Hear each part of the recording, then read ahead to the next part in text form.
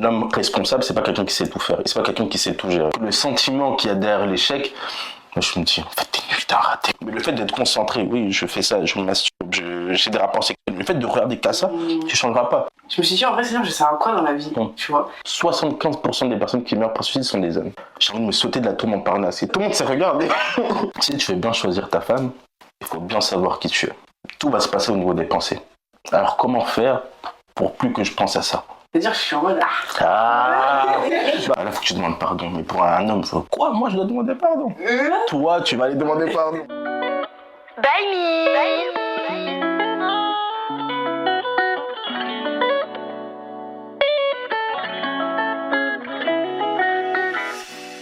Salut les gars, j'espère que vous allez bien, j'espère que tout le monde va bien. Aujourd'hui, du coup, on se retrouve pour un podcast particulier, vu que à la base, je suis que en version audio, mais là, c'est la première fois que ça y est, je me lance sur la vidéo. Donc voilà, et en plus, c'est particulier parce que je suis pas toute seule. Je suis avec Brian.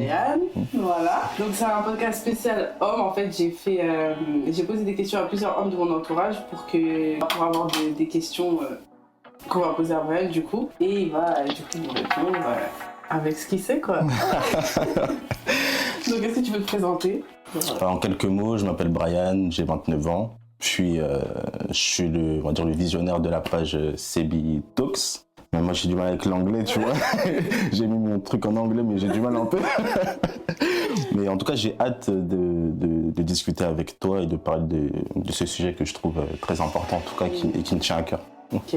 Bah avant du coup qu'on commence, est-ce que tu peux nous raconter comment t'as eu la vision genre de justement CBI Talks? Moi aussi j'ai du mal avec l'anglais. On va apprendre. Du coup, comment t'as eu la vision? Comment ça t'est venu à cœur, etc. Mais en fait, ça part de très très loin. Ça part de très très loin. CBI Talks, je l'ai créé peut-être il y a 2 ou 3 ans. Mais c'est une page qui résume un peu ma vie personnelle, si je peux dire, dans un premier temps. Ça veut dire que j'ai remarqué chez moi que j'ai eu comme un blocage, en fait, que je n'arrivais pas forcément à exprimer mes pensées, à exprimer ce que je ressentais, à exprimer pleinement qui j'étais. Et je me suis dit que je devais faire une introspection sur moi-même et apprendre à me connaître. Et tout est parti de là. J'ai en rencontrant aussi des amis, j'ai vu plein de mes potes qui faisaient un peu n'importe quoi, parce que moi j'ai grandi en banlieue parisienne. Donc j'ai remarqué que mes potes arrivaient facilement à se confier en moi. Ouais. C'est-à-dire que quand j'allais au foot, etc., ils pouvaient faire leur vie, leurs bêtises dans le quartier. Mais quand ils avaient des choses lourdes à exprimer, c'est à moi qui parlais. Et moi, je me suis toujours dit, mais l'image que tu as aux yeux de tout le monde, mais à moi, tu viens me dire tes peines, en fait, tu vois. Et ça a commencé comme ça. Puis ensuite, moi-même, en voyant mes défis, mes peines, etc., je me suis dit, mais pourquoi entre nous, parce que moi, j'ai des amis aussi hommes, on passe beaucoup de temps à rigoler, à se charrier, à faire toutes ces choses-là, mais pourquoi on n'arrive pas à se dire, ouais, là j'ai mal. Ouais, de ouf. Vous êtes Tu vois comme ça. Nous, on aime bien charrier les autres, mais pour parler de nos sentiments, de qui on est, c'était beaucoup plus compliqué. Et on va dire que c'est comme ça que la vision CBI Talks est née. En fait, c'est ces petites choses que j'ai vécues dans le passé qui ont fait que par la suite, je me suis dit, je vais créer cette page-là. Okay, donc en gros, aider les hommes et tout dans leurs difficultés, etc. Parce que moi, ce que je trouve ça bien avec ta page, c'est que déjà, je trouve que les femmes, on a grave des pages Insta, comme développement personnel et tout. Mais vous, les mecs, vous avez presque rien en vrai. Ah, il y en a très très peu. Bah oui. Et tu vois, et ça aussi, justement, en fait, quand je me suis dit, oui, il faut que j'apprenne à m'exprimer, plus qu'on puisse en parler, etc., je me suis dit, je vais chercher des pages, parce que quand je vois ma femme qui regarde des pages de femmes, etc., il y en a plein. Je me suis dit, bon, je vais regarder s'il y a des pages d'hommes comme ça. J'ai vu. Alors, quand j'ai regardé, j'ai été très surprise, tu vois. Il n'y a rien, peut-être j'en ai trouvé 2 maxi. Et je me suis dit, pourquoi pas me lancer dans cette voie-là. Et je ne dis pas que je suis un précurseur dans ce domaine, mais je dis que ce serait bien qu'on puisse parler de sujets d'hommes, mais pas forcément que pour les hommes. Dans un premier temps, c'était que pour nous, mais je remarquais que en faisant cette page-là, il y a plein de femmes qui sont venues dessus. Ça, c'était pas quelque chose que j'avais prévu d'un coup, tu vois. Et en fait, en entendant ces femmes-là, je dis, ah, mais en fait, je comprends mieux. Et je me suis dit, mais en fait, si on apprend à mieux nous connaître et on arrive à parler de nos défis, etc., même nos sœurs, nos mères, nos partenaires de vie, va mieux nous comprendre aussi également, tu vois. Donc, c'est pour ça que cette page, c'est pour tout le monde. C'est pour nous, les hommes, on va apprendre à se connaître, à parler de nos défis.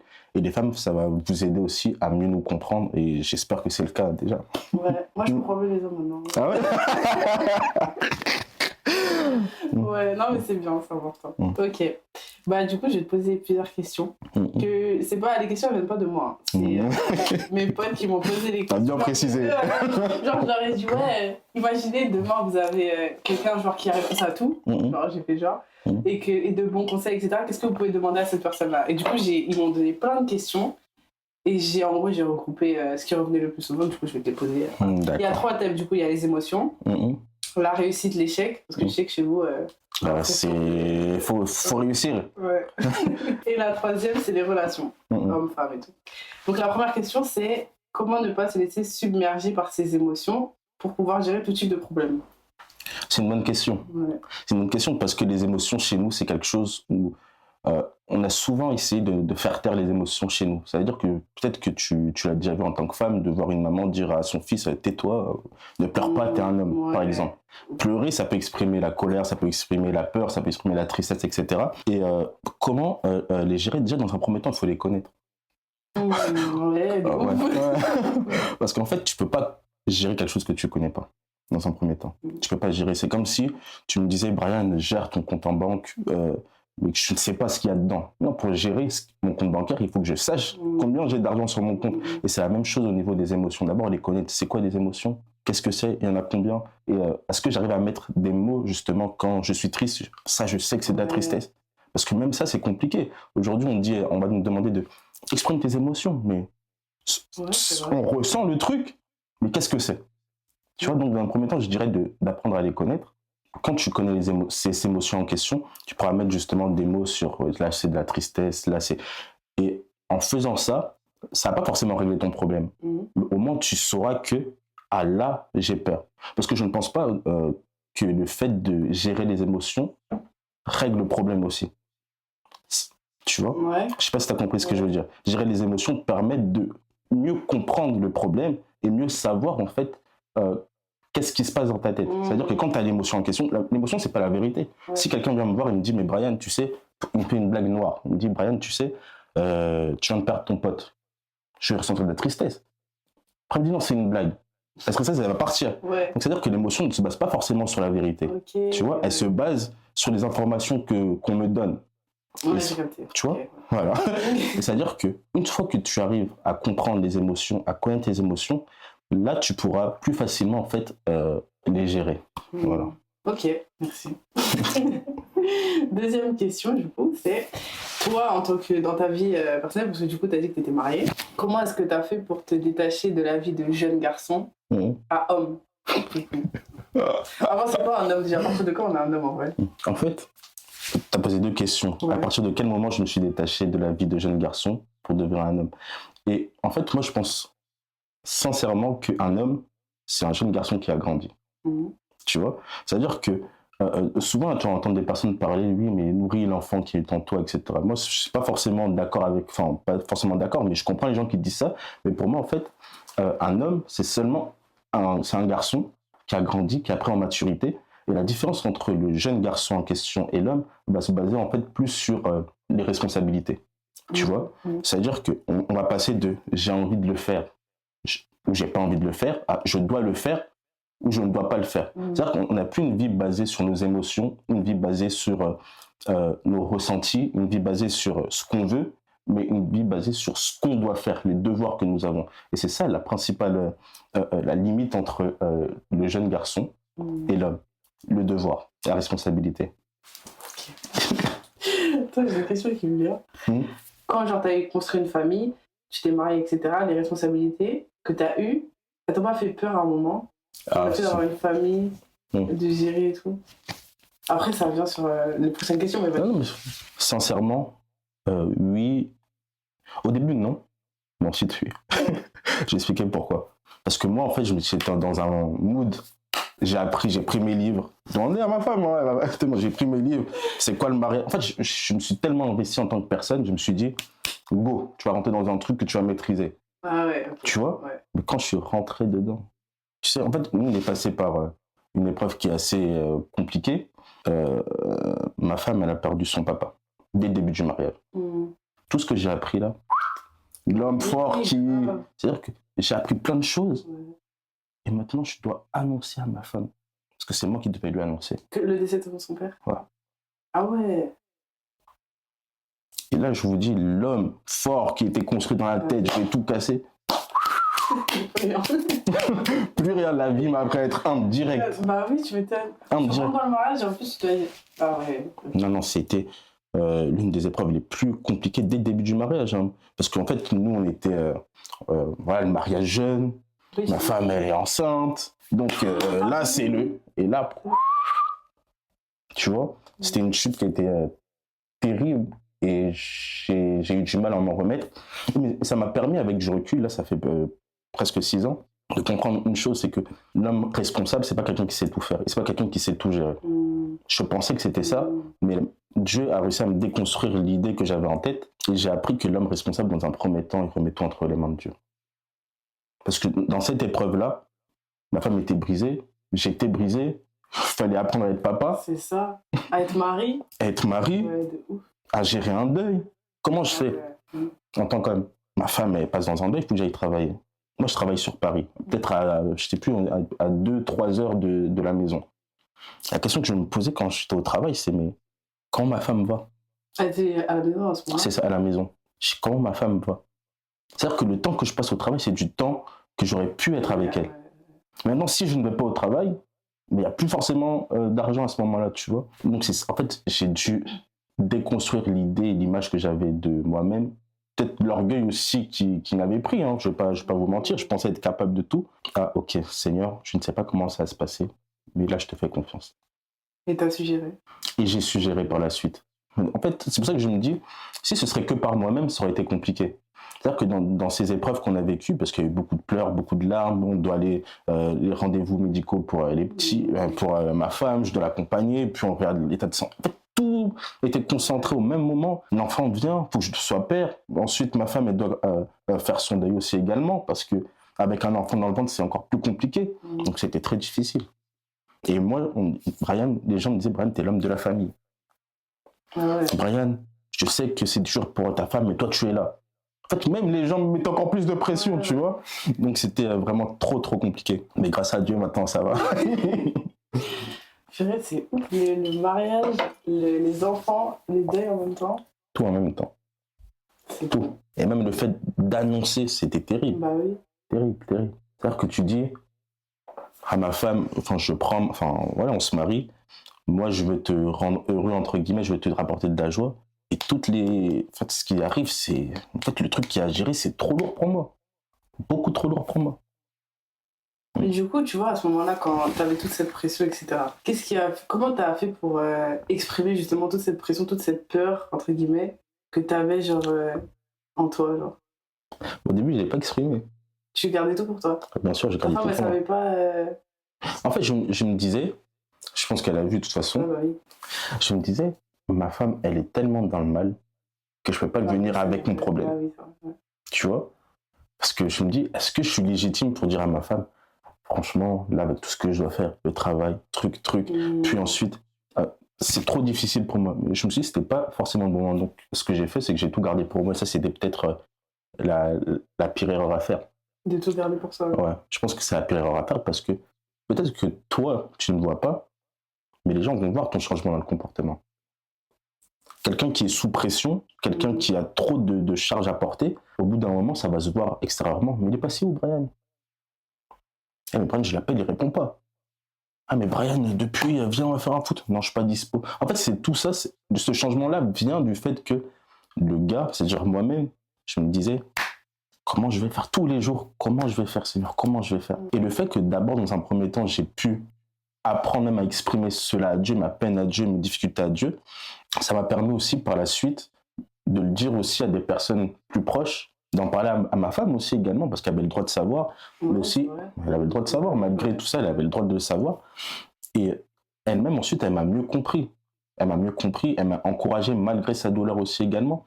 Puis aussi avec des amis en question qui venaient pour essayer de m'encourager. Je sais que c'est dur, je sais que ta femme a perdu son papa. En fait, dans le truc, c'est bien sûr que c'est ma femme qui passe par le deuil et toute l'attention doit être sur elle, tu vois. Mais c'est-à-dire que moi, je vis une difficulté que les gens ne verront jamais, tu vois. Ouais. Parce que, mais ta femme, ça doit être dur, ta femme, ça doit... Ouais, c'est dur pour moi aussi.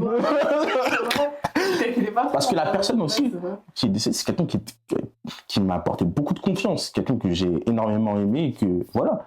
Et donc ça veut dire que toi, t'es oublié. Toi, et en fait, n'essaye même pas de sortir la tête de l'eau parce que c'est pas toi la personne concernée pour les gens. Mais ils savent pas que dans une famille, si l'homme va mal, c'est toute une famille qui va finir par aller mal. Si une personne est blessée, c'est toute la famille qui va prendre justement tout ce qu'il y a à cette blessure-là, tu vois. Donc c'était ça qui était vraiment, on va dire, difficile, cette pression à gérer, ces événements qu'on ne souhaite pas mais qui arrivent quand même. Et comment justement dans cette période, tu parles du Seigneur et tout, qui t'a aidé, comment il t'a aidé à faire face à cette situation-là? Incroyable. Ah ouais? Je te jure. Tu sais, c'est une période noire de ma vie. Noire. Tu sais, moi je suis quelqu'un qui m'exprime pas du tout. Tu sais, moi je suis un gars hyper introverti qui m'exprime pas sur les émotions. Les gens peuvent me dire, oh, il est froid et tout, tu vois. Moi je suis quelqu'un comme ça, tu vois. Donc ça veut dire que quand je suis passé dans ce moment difficile, etc., moi j'étais au plus bas. Ma femme savait que j'étais au plus bas. On était au plus bas tous les deux ensemble, tu vois. Parce qu'en fait, c'était pas que c'était le deuil et tout ce qui était lié autour. Hein. C'est-à-dire que les efforts qu'il fallait fournir, etc., c'était très difficile. Donc, moi, Dieu m'a donné plein de clins d'œil pendant ce moment-là. J'arrivais plus forcément quand je prie, c'est Seigneur, aide-moi, c'est tout. Un jour, je sors, je me rends compte que j'ai perdu mon portefeuille. Je me dis, c'est mort. En plus, dans le portefeuille, je croyais que j'avais tous mes documents, etc. Et là, il y a un mec, je sais pas, hein, il y a un mec qui m'écrit sur Facebook. Il dit, est-ce que c'est vous, Brian? Je dis à ma femme, mais c'est qui ce mec-là? Tu t'étais rendu compte que t'avais perdu ton portefeuille? Oui, je me suis rendu compte, je me suis dit que c'était mort. En fait, voilà, il y a de l'argent dedans, il y a tout, c'est mort. On m'a volé tout, on m'a tout volé en fait. Et ensuite, le gars, il m'écrit, il fait, oui, c'est vous, Brian, et tout, il me dit mon nom de famille. Je dis, mais c'est qui ce mec? Oui, je viens de trouver votre portefeuille, etc. Moi, je suis chrétien. Et j'ai fait, oh là là. Là, je me suis dit, tu vois, en fait, les gens peuvent dire que c'est rien, mais moi, j'ai ressenti à ce moment-là. La présence de Dieu. Moi, même si tu te sens oublié, moi, je suis là et je veille sur toi. Ouais. Ça m'est arrivé 3 fois. Chérie. C'est-à-dire que, en fait, j'avais tellement la tête en l'air, je perdais toujours mes documents et tout. Et un jour, c'était même en bas de la maison. Du coup, pour prendre le bus, je fais tomber mon portefeuille et tout. Et il y a un monsieur qui me rappelle. En fait, à chaque fois que je perdais des trucs, personne n'osait me le voler. Dingue. Je te jure, personne n'osait me le voler. Et à chaque fois, moi, j'ai senti en tout mon cœur qu'il fallait que je te le rende. J'ai dit, t'as senti? Franchement, combien de fois on aurait pu te voler? 3 fois? 3 fois. Et là, j'ai remercié Dieu. Et en priant, Dieu me dit, voilà comment je veille sur toi. Même si tu te sens oublié dans tout. Parce que moi, c'était ça, en fait. Le fait d'être oublié. Même si tu te sens oublié, moi, je veille sur toi. Et moi, je te permettrai de jouer ton rôle dans ta famille, d'être une bénédiction pour ta femme, pour tes enfants, etc. J'ai dit, Seigneur, moi, je te fais confiance. C'est fort. Hein. Du coup, maintenant, question de la réussite, l'échec, etc. Comment gérer la pression? La pression du manque d'argent, justement. La pression de la peur de l'échec, de la réussite, enfin, tout ce qui est la pression dans la vie d'un homme, en fait. Ok. Dans le couple ou dans la vie de tous les jours? Dans la vie de tous les jours, en tant qu'homme. En tant qu'homme. Tu sais, quand c'est que toi, tu peux mentir aux gens. Tu peux faire semblant. Moi, par exemple, je me rappelle quand j'étais à la fac, j'avais pas de bourse. J'avais une bourse à 100 €. Moi, j'explique ça toujours à ma femme. Ça veut dire que, moi, avec les 100 €, il n'y avait pas de chemin de côté. Je vais m'acheter le t-shirt le plus cher de marque et dire, ensuite, tu prends une photo et tu mets un descriptif où tu montres que tu es quelqu'un, tu vois. Donc, ça veut dire que, bien sûr que l'échec, pour nous, c'est quelque chose qui fait mal.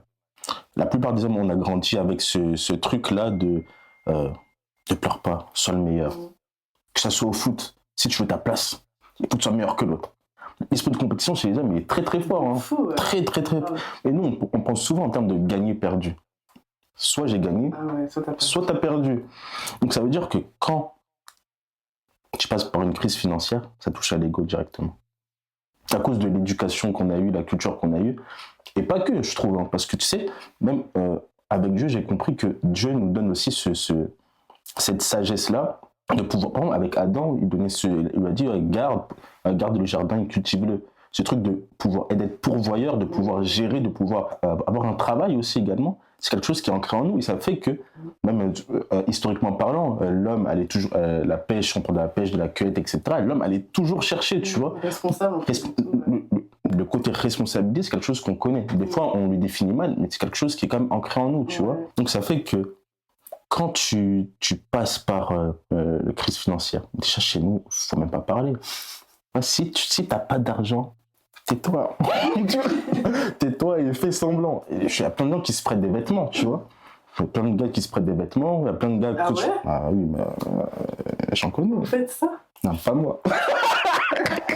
Non, mais je connais plein de gars qui se prêtent des vêtements. Ah ouais? Oui, Juste pour impressionner. Ah ouais? Pour nous, en fait, oui, je connais plein de gars qui se prêtent des vêtements. Donc, Je savais pas. en fait, cette impression d'échec peut nous pousser à mentir sur nous-mêmes. Tu vois? Tellement, genre, vous voulez prouver un peu, en fait. Parce que votre ego, il vous pousse à le faire.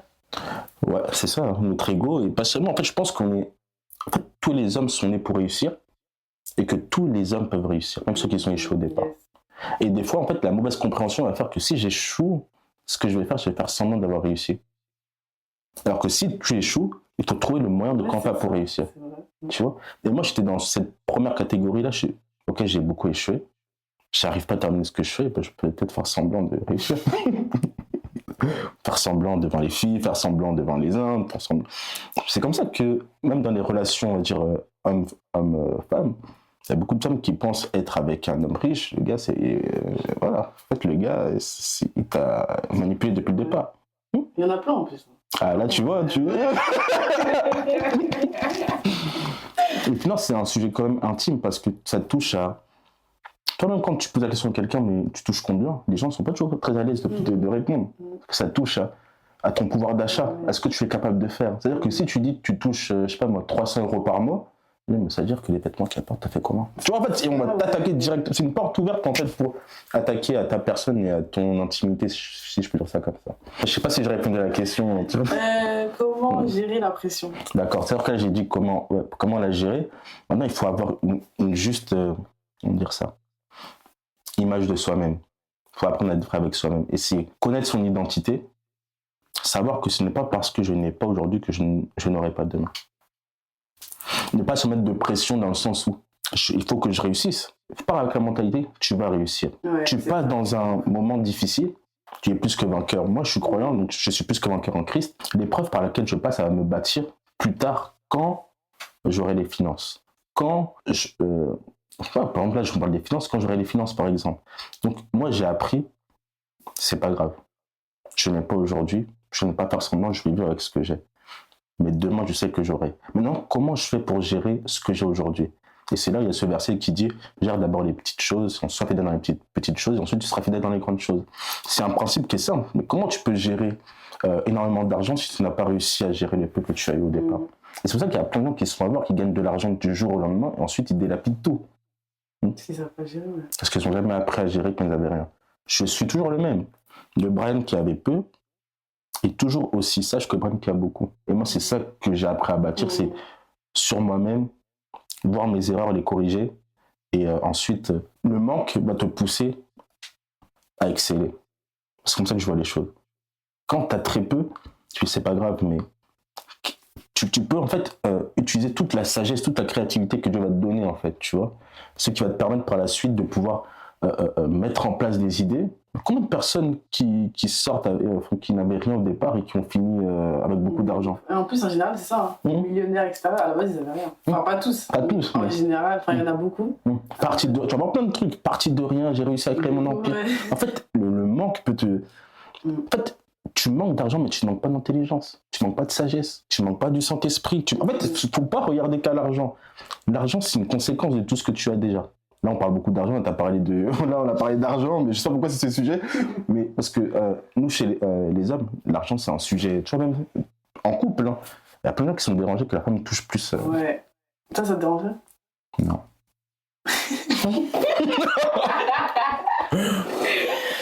Non, ça ne me dérangerait pas. Mais peut-être qu'au départ, ça aurait pu me déranger. Parce que la question qui se pose, c'est, on a parlé tout à l'heure d'être pourvoyeur. C'est-à-dire que si ma femme gagne plus, qu'est-ce que je peux lui apporter? Et moi, c'est comme ça que je pensais.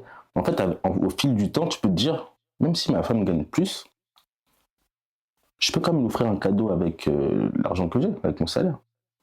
Tu vois? C'est ça, hein, parce qu'en vrai, excuse-moi, en vrai, bon après là on parle de langage de l'amour, de relation et tout, mais ta femme, genre si tu gagnes plus, ta femme elle a pas forcément, enfin son langage de l'amour en fait c'est pas forcément, elle veut des cadeaux et tout, c'est pas forcément l'argent, c'est peut-être les câlins ou les temps de qualité, etc. Tu vois, c'est-à-dire que tu peux apporter à ta femme énormément même si tu gagnes un peu moins qu'elle, mais après je comprends les hommes aussi qui n'aiment pas gagner plus, enfin... Gagner moins. Ouais, ça peut toucher à l'ego. Et souvent, en fait, ça revient à notre responsabilité du fait que ma femme gagne plus. Donc, est-ce qu'elle va me manquer de respect? Et là, on parle de couple, mais c'était pas forcément lié au couple. Mais ma femme gagne plus. Est-ce qu'elle va me manquer de respect? Est-ce que je pourrais apporter de l'aide? Est-ce que je pourrais me sentir utile avec les ressources que j'ai? Tu vois, c'est pas forcément une question d'abord d'égoïsme. En fait, si, un peu, mais il faut comprendre pourquoi l'homme, ça peut le déranger, tu vois. Donc, voilà. Ok, qu'est-ce que tu pourrais dire à quelqu'un, à un homme du coup, qui a genre grave une pression de l'échec? Genre, il a vraiment peur d'échouer, genre. Il pense que, par exemple, imaginons, il y a quelqu'un qui le regarde et qui se dit, moi, de toute façon, je vais échouer, genre, tu vois. Mon gâteau, on échoue. C'est ce que je lui dirais. Je dis, en fait, l'échec, en fait, il faut changer la perception de l'échec et de la réussite. La réussite, c'est quoi? L'échec, c'est quoi? En fait, dans la vie, tous les jours, tu vas connaître des situations où tu ne vas pas atteindre ton but, où tu vas avoir le sentiment d'être moins que rien.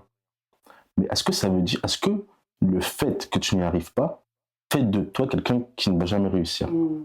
Est-ce que l'échec fait de moi un échec? Tu vois? En fait, il faut dissocier qui tu es et ce que tu fais. Parce que des fois, même les bonnes personnes peuvent faire des mauvaises choses. Tu vois? Donc, quand tu arrives à dissocier ça, tu parles dans la mentalité, avec cette identité-là que tu as. Je suis plus que vainqueur, je suis quelqu'un qui réussit et que tu échoues. D'accord? J'ai échoué, mais je reste ce que je suis. Même si les gens me disent que parce que souvent on entend, oui, t'es pas un homme, tu fais que d'échouer, tu n'arrives pas à faire ceci, tu n'arrives pas à prendre soin des tiens, tu n'arrives pas à avoir de l'argent, tu fais que d'échouer. Tu dis, ok, Dieu m'a dit que je suis plus que vainqueur. Tu proclames sur ta vie, il y a des gens qui font ça devant un miroir, etc. En fait, les gens, en tout cas pour moi personnellement, parler, mais c'est un truc de fou. Tu sais, nous, toi aussi, t'es un peu introverti, tu sais que la puissance qu'il y a derrière une parole. C'est-à-dire que moi, en cas, quand on est très introverti, c'est-à-dire que pour parler, je comptais, je disais, attends, si je participe 2 fois, tu vois, moi j'étais comme ça, tu vois. C'est-à-dire que parler, moi je connaissais la puissance de la parole. Et quand je parlais, on me disait, mais Brian, waouh, mais en fait, t'as des capacités, tu sais faire ça. Et je me suis dit, mais en fait, juste par ma parole, les gens peuvent percevoir ça. Juste par ma parole, en fait, je peux me faire respecter. Moi, avec mes amis, il y a des gens qui préféraient, par exemple, qui étaient respectés par la bagarre. Mais moi, j'aimais bien charrier. C'est-à-dire que juste par le fait de charrier, les gens ne me charriaient pas. Juste par la parole. C'est-à-dire que, comme je disais au départ, c'est important de proclamer sur sa vie. Je suis. Parce que si tu n'entends pas les gens te le dire, au moins entends-toi te le dire à toi. Je suis plus que vainqueur. Je ne suis pas un raté, je ne suis pas un échec. Et tu vas voir que, non seulement en priant, parce que moi je crois en Dieu, que Dieu est juste, il m'a créé pour un but. Dieu est capable de me donner. Parce que, en fait, tu vois, même l'image de Dieu qu'on a, des fois, c'est juste un Dieu méchant qui va nous donner des directives. La Bible dit que Dieu, c'est un conseiller. Quand tu pries avec lui, il va te dire, mon fils, regarde, si tu fais ça plutôt comme ça, si tu vas voir telle personne, tu vas voir lui, il a la sagesse dans ce domaine-là. Fais ça comme il te dit et tu vas voir comment ça va marcher. Ça va marcher. En fait, il ne faut pas voir la réussite comme quelque chose d'inatteignable. La réussite est déjà en toi. Tu as Dieu qui est avec toi, tu as Dieu qui est en toi, la réussite est déjà en toi. Maintenant, c'est comment tu vas manifester cette réussite-là. Puis l'échec, en vrai, n'est pas forcément négatif. Parce que en vrai, l'échec, normalement, quand tu échoues, c'est là où tu rebondis. En fait, ça dépend comment tu échoues. Soit tu échoues et tu restes dans ton échec, soit tu échoues et tu te relèves, en fait, et tu fais mieux, tu vois. Parce que des fois, échouer, c'est là où, en gros, tu te dis, vas-y, et je tente, même si j'échoue, c'est pas grave, moi j'aurais tenté, tu vois. Donc, avoir cette mentalité-là et tout. Donc, du coup, même si tu échoues, ben, au moins tu as fait quelque chose et au moins, En fait, apprends genre la leçon, tu vois, qui y a derrière, tu vois. Mais c'est très dur d'échouer. Moi, avant, quand j'avais peur de l'échec, hein. Moi, je me disais, je préfère ne rien faire et ne pas échouer que de faire et d'échouer. Parce que le sentiment qu'il y a derrière l'échec, moi, je me dis, en fait, t'es nul, t'as raté, comment t'as pu faire? Et en plus, moi, je suis quelqu'un qui réfléchit beaucoup. Si j'aurais fait ça comme ça, et j'aurais fait ça comme ci, comment j'ai fait pour échouer ça? Et moi, j'ai l'impression que tout le monde te regarde, personne ne te regarde en plus, tu vois.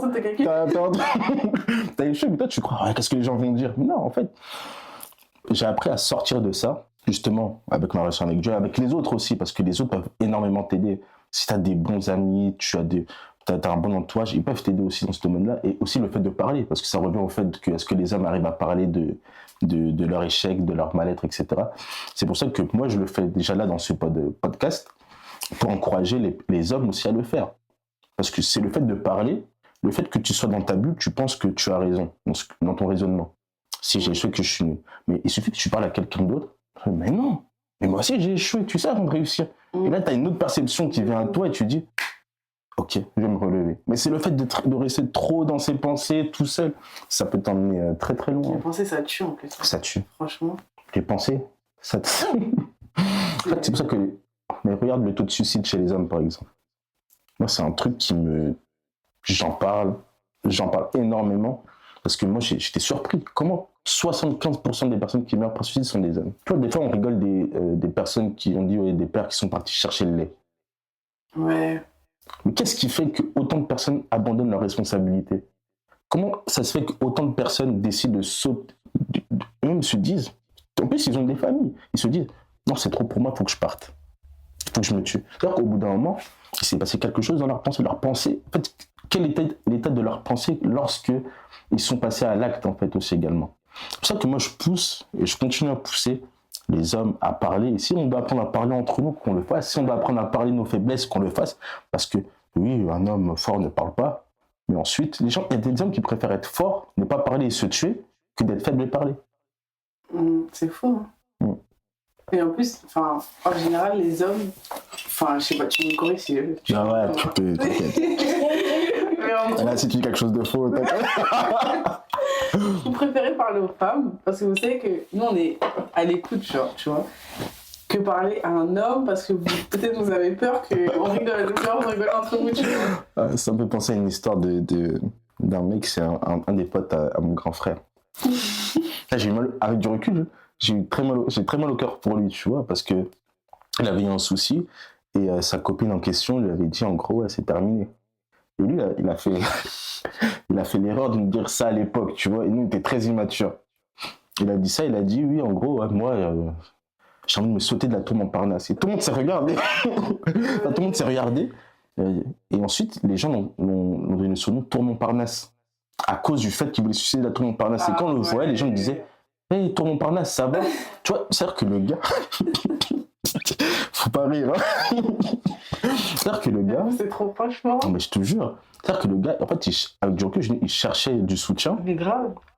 On a limite enterré, tu vois. Son surnom, c'était Tour Montparnasse. Et quand tout le monde le voyait, hey, Tour Montparnasse, ça va? Ouais. Tu vois? Et c'est pour ça que... moi, je vois la différence. Et moi, comme je dis, c'est quelqu'un qui parlait très peu. Avec ma femme, lorsqu'on était encore dans le cheminement en question, elle me posait des questions, mais moi, je comprenais pas. Est-ce que ça va? Bah oui, ça va. Tu fais quoi? Je regarde la télé. Elle dit, non, mais Brian, par contre, il faut que tu touffes plus. Je dis, attends, faut que tu parles, ouais. Quand tu dis ça va, ça veut dire quoi? T'as fait quoi? J'ai dit, je suis sorti, je suis rentré, j'ai fait ci. Moi, c'était très structuré, très carré. Mais elle voulait les détails. Bah oui. Est-ce que tu vas bien? Est-ce que tu as mangé ce matin? Quand tu as regardé telle chose, comment tu t'es senti devant? Et en fait, elle m'a poussé à m'exprimer. Parce que moi, mes potes, je dis pas que c'est que lié aux femmes, mais moi, là où j'ai grandi, on s'exprimait pas. Nous, c'était juste vanner les gens. C'était ça notre, tu vois, c'était ça notre travail. On vannait, mais en fait, peut-être on n'allait pas bien, tu vois. Et ma femme, en tout cas, après, je dis pas à tout le monde de se marier pour pouvoir, voilà. Ouais. Mais je dis, en la rencontrant, tu peux rencontrer aussi d'autres personnes, tu vois. J'ai appris à mettre des mots sur mes mots. M-A-U-X, sur mes problèmes. Ok, ouais. Tu vois, tu dis 2 fois mots. Ouais. Là, il devient fou. On va couper le podcast. Non, c'est ça, j'ai appris à mettre des mots, en fait, sur mes problèmes, j'ai appris à m'ouvrir, j'ai appris. Et récemment, je disais, mais tu sais, ce que je te dis, je n'aurais jamais cru pouvoir le dire un jour. Tellement que j'étais quelqu'un de très fermé, très froid, très, tu vois. Et moi, j'encourage des gens, pas forcément à le dire qu'aux femmes, tu vois, mais que même nous, entre hommes, on puisse s'intéresser à la vie de l'autre. Récemment, j'ai croisé un ami qui s'est ouvert sur sa vie. Et ça n'a même pas dérangé, hein. Ma femme était là, on passe comme ça, on voit, hey, comment tu vas et tout. Fait, ouais, voilà, tu sais, quand j'étais petit, elle me dit, ouais, c'est incroyable, j'ai jamais vu un homme s'ouvrir comme ça. Bien, ouais. C'était quelqu'un quand même qui était très respecté, voilà, mais il s'est ouvert sur des trucs, je me suis dit, en fait, on avance tous, on sait tous qu'on a besoin, mais on le fait pas. Ouais, c'est ça. Trop intéressant. Ok, bah, du coup, on va passer aux relations. Bah, On a beaucoup parlé de relations. Ouais, c'est ça. Du coup, là, c'est relations homme-homme, c'est relations pas amoureuses. Ok. Comment un homme doit se comporter lorsqu'on lui manque de respect? Sans passer par la bagarre. C'est une bonne question parce que le manque de respect touche directement à comment on se perçoit nous-mêmes. C'est-à-dire que quand quelqu'un nous manque de respect, l'impression que tu as ou ce que tu ressens, c'est que la personne qui est en face de toi ne respecte pas qui toi tu es. Ouais. Tu vois? C'est-à-dire qu'il y a un manquement quelque part. Alors moi je dirais, continue d'être respectable. Alors, on va dire, mais qu'est-ce qu'il raconte? Tu dis, mais en fait, il ne faut pas que les gens puissent te changer. C'est-à-dire que si tu as toujours été respectueux envers les gens, si tu as toujours été bon, en fait, il ne faut pas te laisser changer par les gens. Même si c'est difficile, parce que souvent, on a cette rancune-là, on se dit, on m'a fait ça, je vais faire la même chose. Exactement. Mais en refaisant la même chose, tu deviens comme lui. Exactement. Donc, il faut ôter cette tentation-là de se dire, je vais faire comme lui. Puis, de deux, on n'a aucun pouvoir, en fait, sur les autres. C'est-à-dire que si quelqu'un veut te manquer de respect, même si le bien que tu fais, le bien que tu fais, etc., s'il veut te manquer de respect, il va te manquer de respect. Donc, comme j'ai pu le dire, la deuxième des choses, c'est de si quelqu'un te manque de respect, mais en fait, tu l'enlèves de ton cercle si tu peux l'enlever. Parce que des fois, c'est dans ta propre famille, là, c'est encore plus compliqué, tu vois. Et de créer, entre guillemets, ton monde dans ce monde. Ça veut dire quoi? Ça veut dire que moi, je sais qu'il y a des gens qui ne me respectent pas. Mais je sais que j'ai mes frères, j'ai mes amis qui me respectent, que j'ai choisi, j'ai ma femme, j'ai mes enfants. Moi, je reste pas 1000 ans avec les autres, tu vois. Donc, ça veut dire que j'ai un cercle où je reçois cet amour-là, j'ai Dieu, donc le reste, ça reste du 10%. Et moi, je reste focalisé sur l'amour que je reçois, ce qui me permet de donner aussi, parce que je pense que c'est important, de rester respectueux même avec les personnes qui nous manquent de respect. Et si on n'y arrive pas, autant s'écarter un laps de temps, mais pas devenir quelqu'un d'autre, en fait. Je sais pas si tu es d'accord avec moi. Ouais, je suis d'accord. Ok. Parce que c'est super... Tu veux pas être méchante, mais en même temps, il faut qu'on te respecte. Tu t'oses pas parce que, tu vois, tu peux pas te battre. Tu peux pas mal parler. Parce que... Tu vas te battre. Et du coup, ouais, c'est pas évident. Moi, je suis d'accord avec toi. Quand je parle de moi, ça a l'air simple. Mais en fait, le truc, c'est que, avec du recul, si tu veux imposer le respect, en fait, normalement, le respect, ça ne doit pas s'imposer. Ouais. C'est-à-dire que, moi, je dis toujours aux gens, mais attends, toi, tu veux imposer le respect, mais tu es prêt à faire quoi pour qu'on te respecte? Il y a des gens qui sont prêts à devenir quelqu'un d'autre pour qu'on puisse les respecter. Tu vois? Il y a des gens qui sont prêts, ok, tu vas pas me respecter, tu vas voir ce que je vais te faire. T'as déjà entendu c'est sûr, t'as déjà entendu quelqu'un dire ça, tu vois? C'est-à-dire que t'es prêt à changer, pour qu'on puisse te respecter. Et en le faisant, je pense qu'on a peut-être tous déjà fait une fois, tu te rends compte que, qu'est-ce que j'ai fait? Parce que tu peux vite regretter ce que tu fais. Alors, si, il y a des gens qui se battent, il y en a un qui meurt, puis... Exactement. Tu vois? La vie, elle va vite. C'est-à-dire que c'est important d'en parler aussi. Donc, quand on me manque de respect, je senti le manque de respect, moi, j'en parle. Parce que je me dis des fois, en fait, la colère, si tu gardes trop cette colère-là, tu peux agir sur la colère, ça peut être dangereux. J'en parle. Et j'évacue ça. Je parle, je prends du recul par rapport à ça. Et comme je le dis encore, je prie pour ça. En vrai, moi, je prie pour tout. Oh, bah oui. Pour tout. Moi, dans mon podcast, il n'y a pas de tabou. Hein. Ouais. Je préfère franchement parler de tous les sujets parce qu'il y en a, ils ont. Et YouTube va te. Ouais, YouTube va te. Ouais. La question, c'est comment gérer les pulsions sans avoir recours à un moyen de les évacuer? Cette question, elle est là parce que, pour nous, les croyants et tout, tu vois, genre tout ce qui est même relation hors mariage, etc., bah, c'est compliqué, je pense, pour vous d'évacuer ça sans rien faire, tu vois. Donc la question, c'est ça. Comment gérer les pulsions sexuelles sans avoir recours à un moyen de les évacuer? De un, je dirais, il faut savoir que tout est possible. Parce qu'en fait, les personnes, enfin, quand tu es dedans, pour en sortir, tu dis que c'est impossible. Donc la première chose que je veux dire, c'est possible. C'est possible et c'est encore possible. Bien sûr. Ouais, c'est encore possible. Même si ça fait des années. Ouais. Même si ça fait des années. Parce qu'en fait, plus humainement parlant, tu dis que ça fait tellement longtemps que j'ai pratiqué ça que pour en sortir, c'est compliqué. Tu vois?